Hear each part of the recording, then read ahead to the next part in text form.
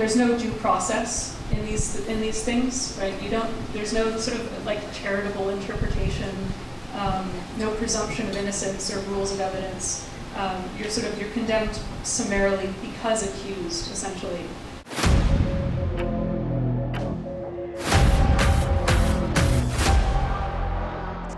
Today in Calgary, a panel was hosted on cancel culture. Lindsay, Barbara Kay, and Caylan Ford, the former candidate for Calgary-Mountain View for the United Conservative Party, spoke about their experiences with cancel culture. This panel of women was protested by the Antifa gaggle here in Calgary. It's not very many. Calgary doesn't feature many of these Antifa types. And they actually left the event early. They had to go back to their mom's basement, unfortunately. They left and they didn't really impact the event much.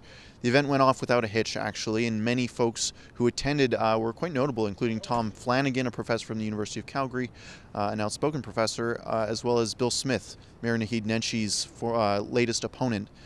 Now, I want to throw to something that Caylan Ford said in this panel. It was actually kind of a breakdown of her story about how she was canceled by the United Conservative Party, or rather by Press Progress, the media wing of the NDP, after they released a political assassination hit piece of her the day before the writ dropped for the Alberta provincial election. Calgary-Mountain View has not been won by a Conservative in almost 2 decades. It's one of the few legitimate battleground seats in southern Alberta. And I was running against the then Justice Minister for the NDP, now the Justice Critic. We ran a very competitive campaign, though, and thanks in no small part to many of the people in this room. We were one of the top fundraising campaigns in the whole province of any party, so it was very competitive. I think we were on track to win, which is probably why 1 month before the election, on the eve of the writ drop, Press Progress, which is a website that is affiliated or aligned with the NDP, it's basically their opposition research mill and publisher, they published an unbylined article accusing me of sympathizing with white supremacist terrorism, and they demanded that I be dropped from the ballot. The line that stood out to me from the article was something like, "Days after 50 innocent Muslims are gunned down while at peaceful prayer, does the Conservative Party really want a candidate who says that white supremacist terrorists are misunderstood? She needs to be dropped from the ballot immediately. This alone could ruin the Conservative campaign." 1 hour later, the NDP sends a press release echoing that. They say, "Why is Caylan Ford still on the ballot?"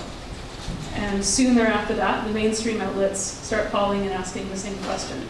So they adopted the framing verbatim from the NDP and from an unbylined, anonymously sourced article, and the mainstream outlets adopted the narrative. And one thing to understand is it's very difficult to respond to this in an election campaign. The cliche is if you're explaining, you're losing. And the NDP knew this. They timed this article at a time when they knew it would be maximally damaging, when you could not actually respond and explain. I think I have reason to believe they sat on this for 2 months before they published it. So within 4 hours, I was made to resign my candidacy. I should say. This was my maternity leave. My husband made Herculean sacrifices to let me run a campaign. Volunteers who put in thousands of hours with hundreds of donors.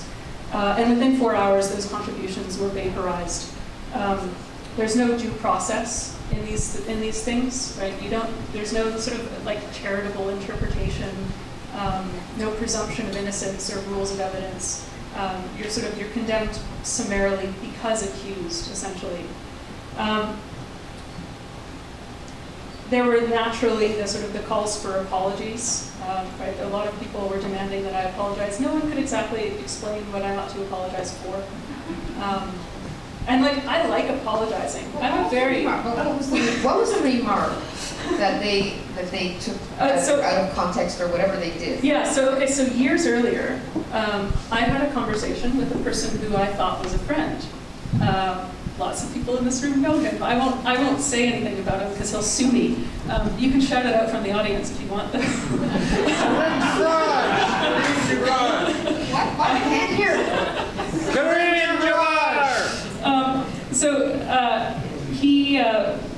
We have sort of long academic kind of intellectual conversations about all sorts of issues. His favorite topic was around immigration, civic nationalism, and identity. This was something he returned to frequently.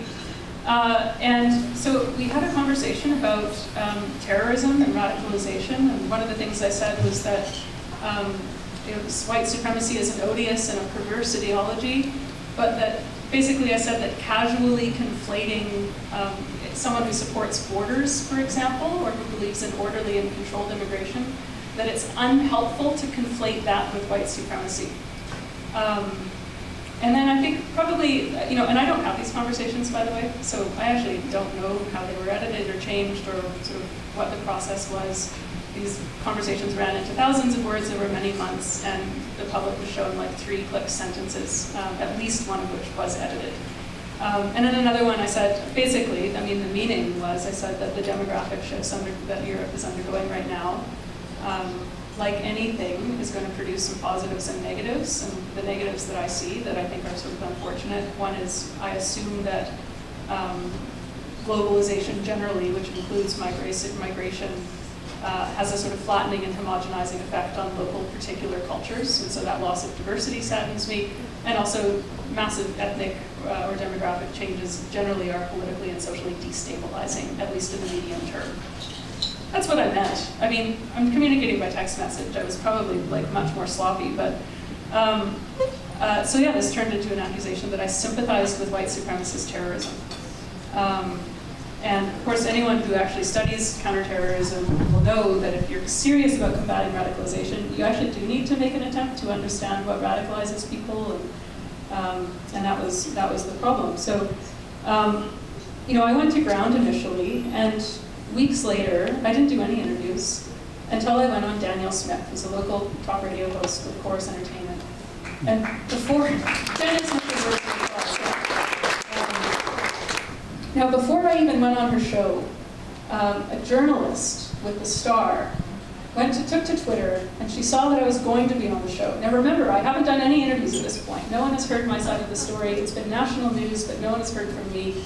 And she takes to Twitter and she says, "What in the fresh hell are we doing giving a platform to an unrepentant white supremacist?" And then she says, any journalist in any newsroom who thinks there could be another side to the story, show yourselves, she says. You are problematic too. This is a journalist for the Star, now for the National Fire. Is that what it's called? Am I getting the National Observer? The National Media is the National Observer. Close enough. So I went on Daniel Smith's show and I did an interview. I think it was pretty sympathetic and largely exculpating. So the NDP then mobilized their third-party advertiser, Progress Alberta, then launched a petition to drive Daniel Smith off the air for having the temerity to interview me. Oh man, They said she had platformed a white supremacist, and so there must be consequences. And if she doesn't apologize or be fired, then they will target their advertisers. Now I have heard, I have not confirmed, I've tried to confirm this with the mayor's office. The mayor's office does not want to comment. That Mayor Nenshi had a private meeting with journalists and news editors in which he told them that Daniel Smith should have been fired for interviewing me. Now I think that that's evidence of the mayor trying to intimidate journalists away from looking into the stories. That's horrible. That's like John Tory, the mayor of Toronto, trying to intimidate the library for allowing the Megan Murphy thing to go forward, and he had his people. Yeah. So the basic, in some ways, this is a kind of, in a fairly extreme case. This was national news. I was on the front page of the Star, above the fold, half of the page 10 days later. So it was sort of unusually intense, partly because it was during an election campaign, and you have these institutional forces as a political party that are incentivized to sort of perpetuate this narrative. So it was a very intense example of public shaming. Not a week goes by that I'm not called the name a white supremacist or something on Twitter or somewhere else. You're socially ostracized. Your community leaves you. My former colleagues, some of whom are now sitting in government, if they so much as liked a tweet that I posted, Press Progress would write an article calling them white supremacist sympathizers. They shut up pretty quickly. So that's the effect that this has. It is absolutely terrifying. No one wants to be close to the calamity. Now, I was a bit surprised by something that Caylan Ford said here in her talk today. Now, after she was deplatformed successfully by Press Progress, the media wing of the NDP, she fell silent for a long while. Eventually, she showed up on Daniel Smith's talk radio show here in Calgary. And the left absolutely lost their mind. Collectively, they said we should not be even hearing Caylan Ford's side of the story. Now, Caylan Ford here said today that Naheed Nenshi called for Danielle Smith to be fired in a private meeting. Now, if that is in fact true, and we're not sure that it is yet, if that is true, that is the mayor of Calgary calling on a journalist to be fired for platforming someone who really did nothing wrong, broke no laws, nothing of the sort. But for some reason, the mayor might think that journalists should be fired for wrongthink. I think that's abhorrent. Now, I have to say I'm a bit surprised in today's cancel culture in the age of deplatforming that an event like this was able to be held pretty successfully, albeit with a few protesters in downtown Calgary. And I have to give some props to the venue, the Junction, that held this event here tonight. For Rebel News, I'm Keean Bexte. Hey, thanks for watching our coverage here. Be sure to like and subscribe to us on YouTube, and consider purchasing yourself a premium subscription. If you already have one for yourself, purchase one for your family for Christmas. It's a great Christmas present.